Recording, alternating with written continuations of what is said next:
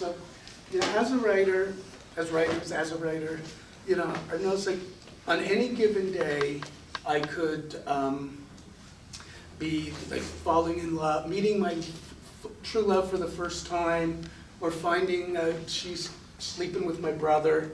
And I don't have a brother, but I catch them anyway, and it's really sad because me and my brother used to be close.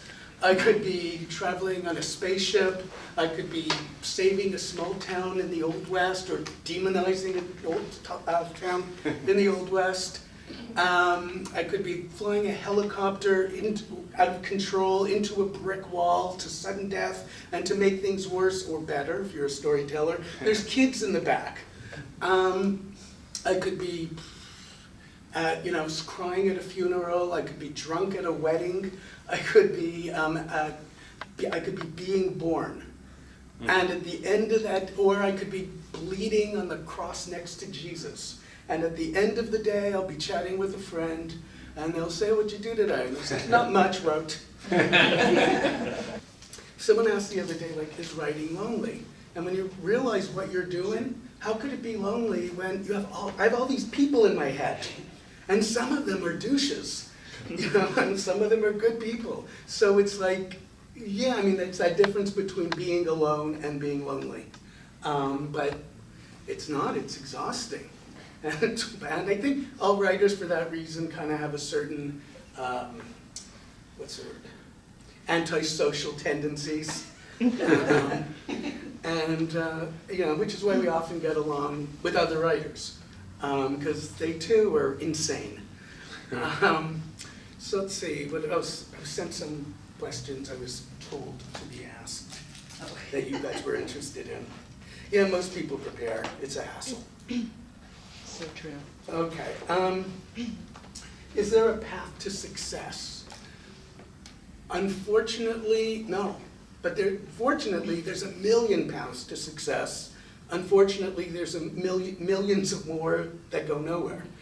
Every story is different. I came from a film school background. I went to film school. You mentioned stand-up. I'll get to that, but I did stand-up not for the reason most people do stand-up. But I came from a film school background. When I got to LA, I wanted nothing to do with TV. I know someone who was a lawyer. He'd been a lawyer for 6 years, was watching TV one day and said, "Oh, I could write better than this crap." And he wrote a script, and he did. But I would never give someone advice, "Oh, you want to be a writer? Go to law school." So it's like everyone finds their own path. The generic way is, the one thing you have to do is have written something. You'll never make it as a writer if you don't write. Once you have that script, it's the standard thing is you get it to an agent, a star director who can make it happen. And as we all know, that's not easy. So that's like from here to here, how do you get there? There's a zillion different ways. So anyone who says this is the way is just trying to get rid of you. Because it's easier to just tell you something so you'll stop asking questions. I'm here for a while. So in how I did, I'll tell you my background. I went to film school in Montreal, Concordia University, which then, maybe still, then was considered the best film school. Okay, it was like the USC of Canada. My student films won national awards, and they went to Cannes. I didn't get to go to Cannes, but the movies did. The reason for that was I applied for a grant from the National Film Board to, hey, my student film's going to Cannes, to the Cannes Film Festival, and they said sure, and they gave me a very generous amount of money, and then Cannes wrote back, but the movie has to be subtitled in French. So I called the film board, well, can I have a second grant? No, use the grant we gave you for the subtitling, but then I can't go. So anyway, I did what, the advice is for a Canadian to go to Toronto. Here it's LA or New York, there was Toronto, and it was terrible. It was just lonely, and the bad lonely, not the writing lonely. And it was just horrible. But I wanted because what I kept being asked was, they'd look at my student films when I would get meetings, which was hard, and they go, oh, you're a very talented young man. What have you done professionally? And I'd say, nothing, I'm 22. And this will come back to be important later. Then I realized, okay, I have to write a screen. And they would say, like, if you have a screenplay, we'd love to read it. Okay, so doors seem to be open. When people say that, it's not always true, but it's better than them saying, I never want to see you again. Went back, decided to go back home, went back, moved back in with my parents, wrote a screenplay that I thought was great, and as I'm writing it, it's like, this is too good for Canada. I'm going to LA. And so when I got here, in late '84, and the script was like opening doors, some doors for me, like people would read it and say, oh, it's really good, we like it, but it's wrong for this reason. That's the other thing in TV, is it doesn't just have to be good, it has to be right. So if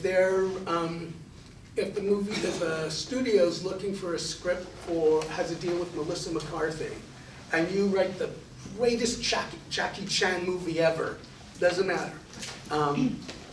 So I'm learning stuff, and I'm not really making friends, because it's hard to meet people when you don't know people and you don't have money. And I go to like nightclubs and bars where you make friends, but you really don't. I mean, people go to those places with people, and everyone thought I was hitting on them. Man and woman, boy or girl, just hello. So one night it was a Sunday night, I was at the bar at the Improv for no particular reason, and they said, okay, we're taking submissions for open mic.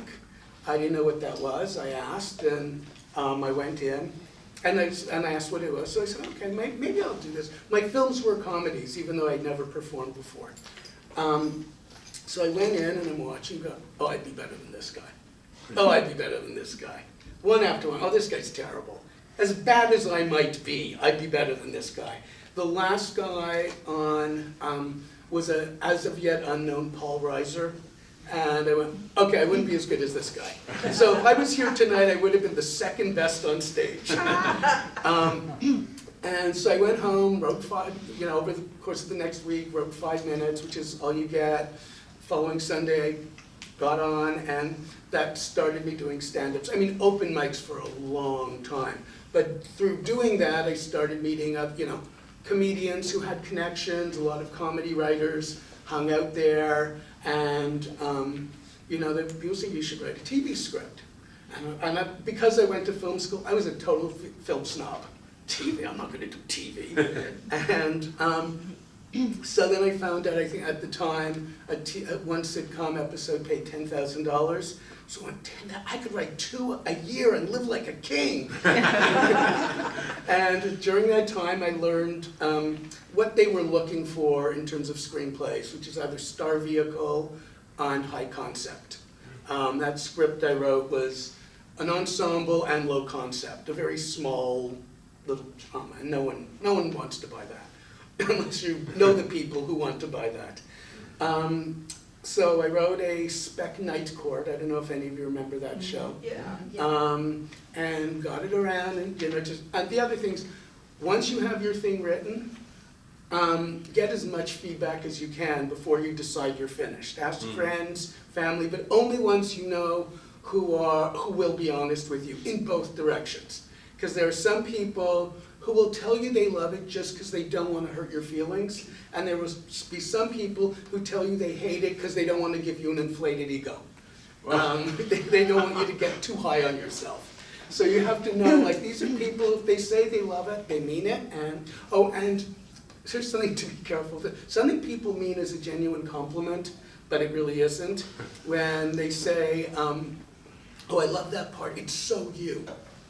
I just felt, it's so you, I love that. They mean it as a compliment. The problem is, the person you want to buy it doesn't know you. So it doesn't matter if it should be, it's a good thing to do it, but that's not a great thing for them to love it. Anyway, So, yeah, it turns out I'm not moving at all, right?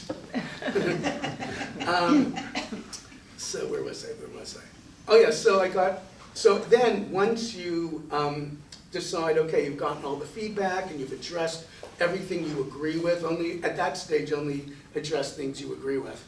Then just get anyone you can to read it.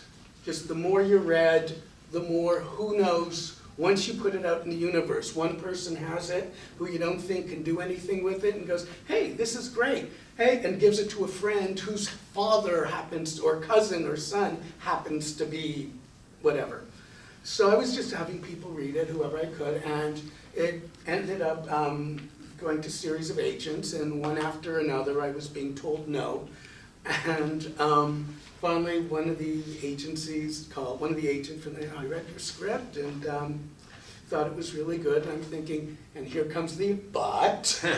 And they said, we'd love to meet, we'd like to represent you. That agent, or that agency happened to be also represent one of the producers of Cheers, so they got the script to him, the Night Court script, he really liked it, and brought me in to pitch for a freelance, which means you come up with like 5 or 6 stories, like briefly, but beginning, middle, and end. And you hope they take one.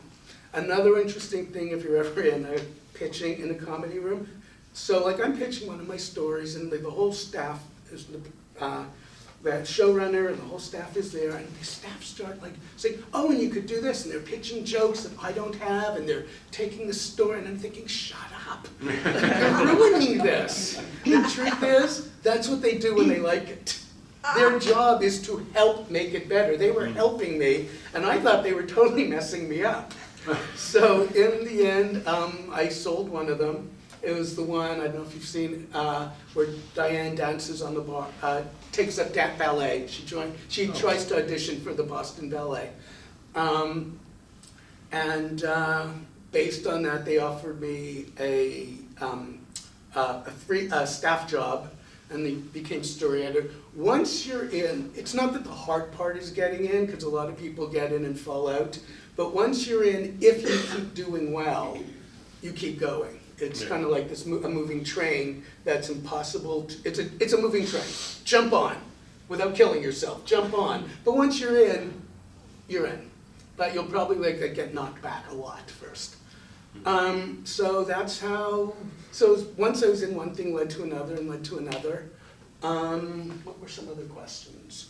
But anyway, in terms of a path to success, no, it's different for everyone, and everyone has a different story.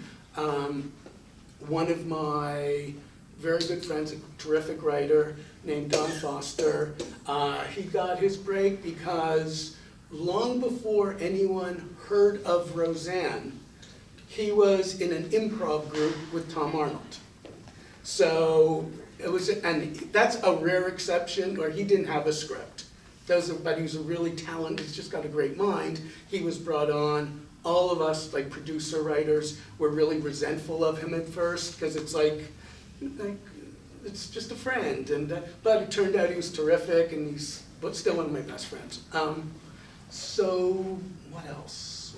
Why don't I just open it up to questions? As you can see, I have a lot to say, I just don't know where to land. How long did it take from you originally writing the Cheers script to getting Night Court script to getting the attention of Cheers? I don't really know. I mean, for my career, once I arrived in LA, till I was on Cheers, which was around a little over 2 years, is considered incredibly fast.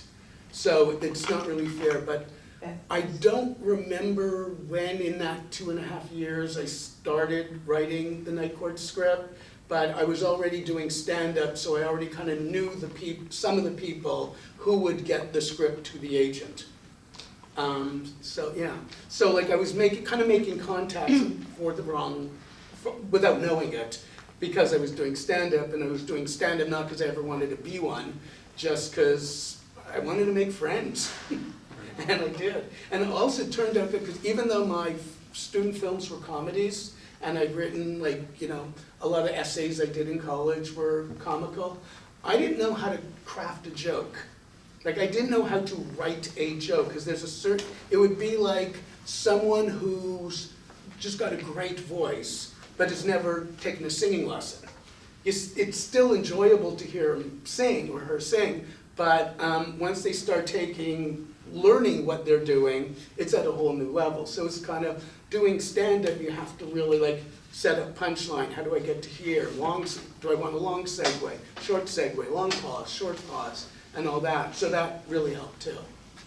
Did the people that were on Night Court, were they part of your table read when they read? The Night Court was never produced. The Night Court, I wrote a Night Court that got me an agent, that got me cheers. All right. The Night Court was, yeah, that's another thing. Whatever you're writing has two functions. The first, obviously, you want to sell it.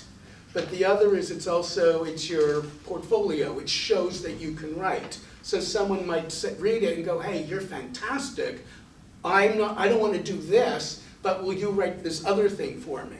So keep that in mind. It's also it's your calling card. It's proof that you could do it. You then you. Okay. You. Me first? Yeah. Okay.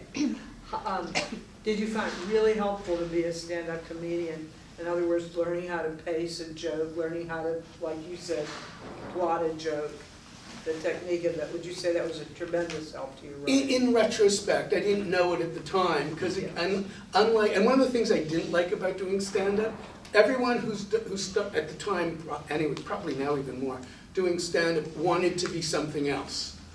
They wanted to be on a sitcom, they wanted to be a talk show host, they wanted to be an actor. A lot of them were actors in like acting classes and groups, but wanted exposure, so they started to do stand-up just to be seen. So that was like, hey, well, I know, I want to be the thing I want to be. Yeah. I have one more question. Okay. The Me Too movement, which I, applaud, and I'm all for it, but has it been a detriment to a comedy and to writing?